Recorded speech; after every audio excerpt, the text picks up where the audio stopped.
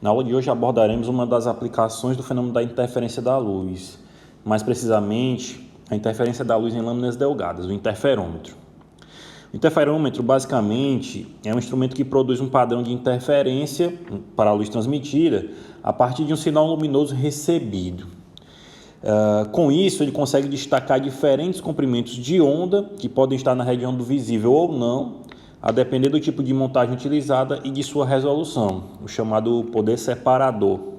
Esse tipo de equipamento ele é bastante utilizado em espectroscopia e na realização de medidas diversas em astronomia. Então, como foi dito anteriormente, o interferômetro produz um padrão de interferência para a luz transmitida. Logo, nós partimos da condição de máxima transmissão em função da defasagem dada pela 3.38. A 3.38 diz que para que ocorra a máxima transmissão da luz, a diferença de fase tem que ser igual a 4π sobre lambda zero, nd cosseno de θ2. E isso tem que ser igual a 2mπ, que é a condição para a máxima transmissão, da interferência construtiva da luz transmitida para feixes consecutivos, onde N é o índice de refração da lâmina delgada, D é a espessura da lâmina delgada, θ2 é o ângulo de refração da luz na lâmina delgada, M é a ordem de interferência e lambda zero é o comprimento de onda da luz monocromática. Caso a luz que incide no interferômetro seja composta de mais de um comprimento de onda superposto, o padrão de interferência apresentado vai definir uma posição para cada comprimento de onda que constitui a luz incidente. Então, se a luz incidente contém dois comprimentos de onda diferentes ou mais superpostos, as posições dos máximos de interferência na luz transmitida serão diferentes. Vai acontecer uma separação dos comprimentos de onda na luz transmitida. Então, devido a essa capacidade de separar os comprimentos de onda na luz transmitida, o interferômetro é um instrumento empregado em espectroscopia para analisar a estrutura fina e hiperfina das linhas espectrais, e para comparar comprimentos de onda entre si ou com a medida absoluta de lambda zero. A figura 3.16 ela mostra o limite do poder separador. Ela mostra dois picos de intensidade associados a lambda zero e lambda zero mais delta lambda. E o centro desses picos, eles estão distantes entre si, ou eles estão defasados entre si, um ângulo de fase igual a epsilon, que é igual a semilargura dos picos.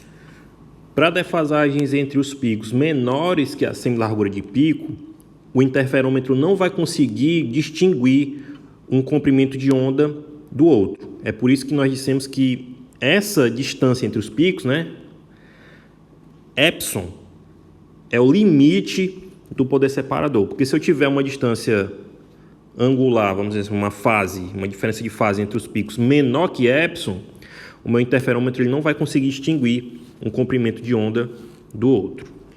Ok, então agora vamos obter uma expressão para o cálculo do poder separador. Nós vamos partir da equação 3.29, que nos dava a condição de máxima transmissão em função da diferença de caminho óptico. 3.29 era a seguinte, 3.29 me dizia que 2nπ cosseno de θ2 teria que ser igual a m, que é a ordem de interferência, vezes lambda zero, para que eu tivesse um máximo de transmissão.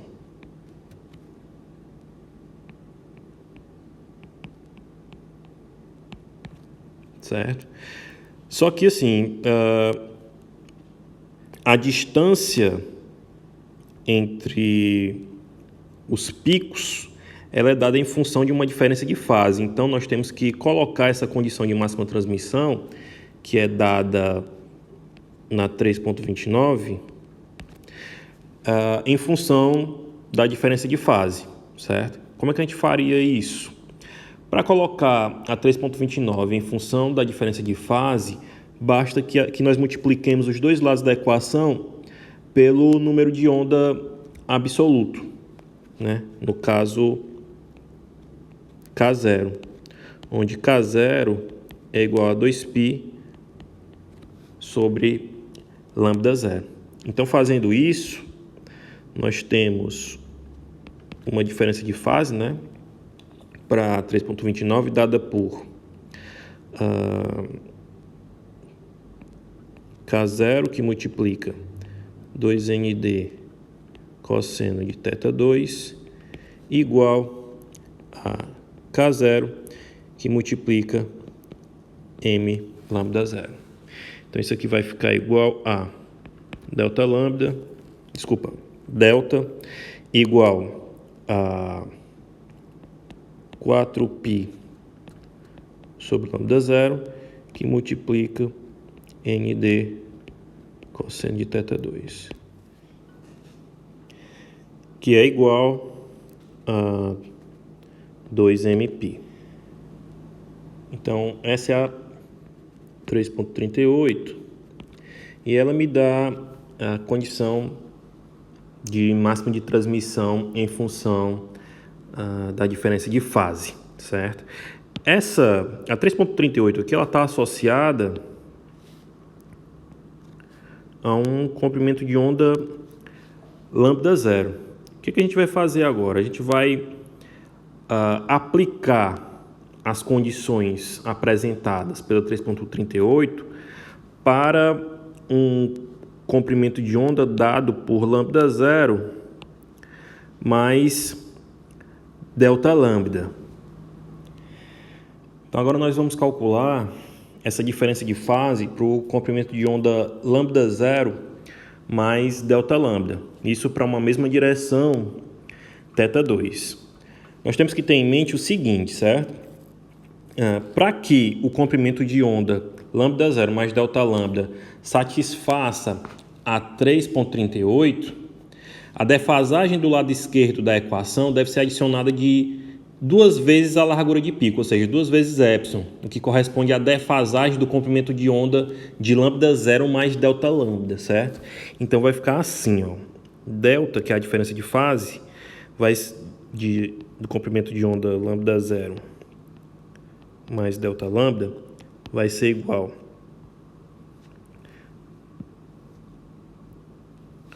a 4π dividido por lambda 0 mais delta lambda, que multiplica nd cosseno de θ2 mais 2 vezes a semi-largura de pico. Esse 2epsilon ele corresponde à defasagem, né, relativa ao comprimento de onda de lambda 0 mais delta lambda, certo? Lembrem-se que a gente está medindo a distância entre os picos em função da diferença de fase entre eles. Então, isso aqui vai ser igual, para satisfazer a 2.38, vai ser igual a 2mπ. E aí nós vamos ter que 4π sobre lambda 0 mais delta lambda vezes nd cosseno de θ2 vai ser igual a 2mπ menos 2epsilon.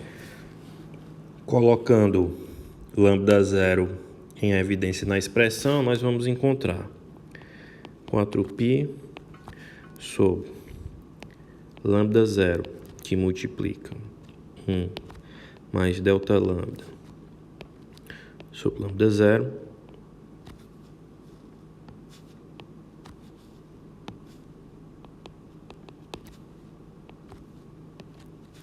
vezes nd cosseno de θ2, que é igual a 2mπ menos 2epsilon. Utilizando a relação em vermelho, a expressão vai ficar igual a 4π sobre lambda zero, que multiplica nd cosseno de θ2 vezes 1 menos delta lambda sobre lambda zero, que é igual a 2mπ menos 2 vezes epsilon. Esse termo que nós encontramos na 3.38, ele vai ser igual a 2mπ, que é a condição de máxima transmissão. Então, continuando, nós vamos ter que 1 menos delta lambda sobre lambda zero vai ser igual a 1 menos 2 vezes epsilon dividido por 2mπ. Isso aqui vai ficar igual delta lambda sobre lambda zero igual a 2 epsilon sobre 2mπ. E o poder separador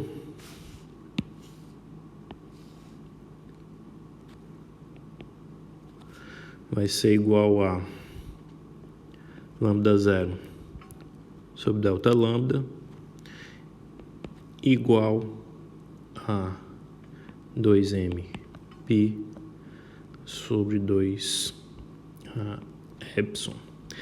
Fazendo a expressão para um valor qualquer de lambda, ela fica lambda dividido por delta lambda igual a 2mπ sobre 2 epsilon. Epsilon, né, a semi-largura de pico, ela é igual à transmissividade da lâmina. Então, a equação do poder separador, ela pode ser obtida, além da relação que nós já encontramos, o poder separador ele também vai ser igual a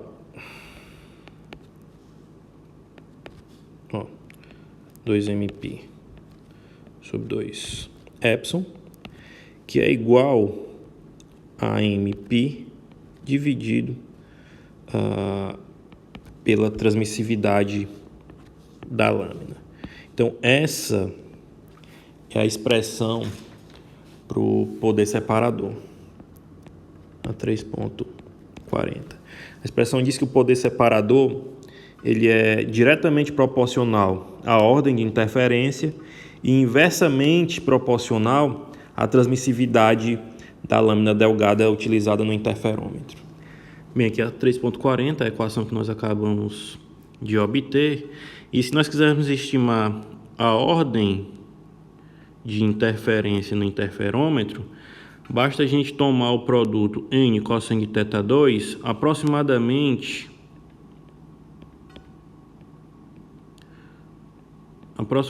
igual a 1.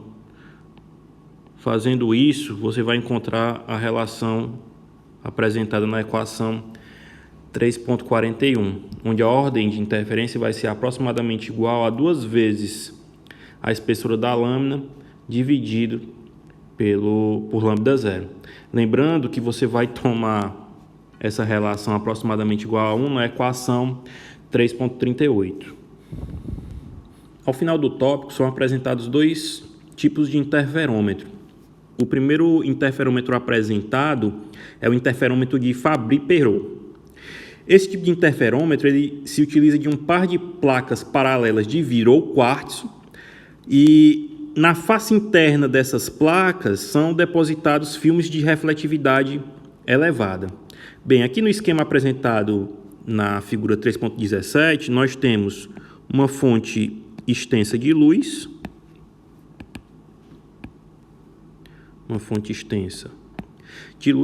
que vai emitir os raios luminosos em direção ao par de placas paralelas. O raio luminoso ele sofre múltiplas reflexões e múltiplas transmissões ao passar por esse sistema óptico e, após passarem pelo par de lâminas, eles incidem sobre uma lente biconvexa L. Após incidir sobre a lente, eles são projetados sobre um anteparo O. Vocês veem aqui à direita. O padrão de interferência gerado por esse tipo de interferômetro é um padrão circular. As franjas projetadas sobre o anteparo vão ser circulares e concêntricas.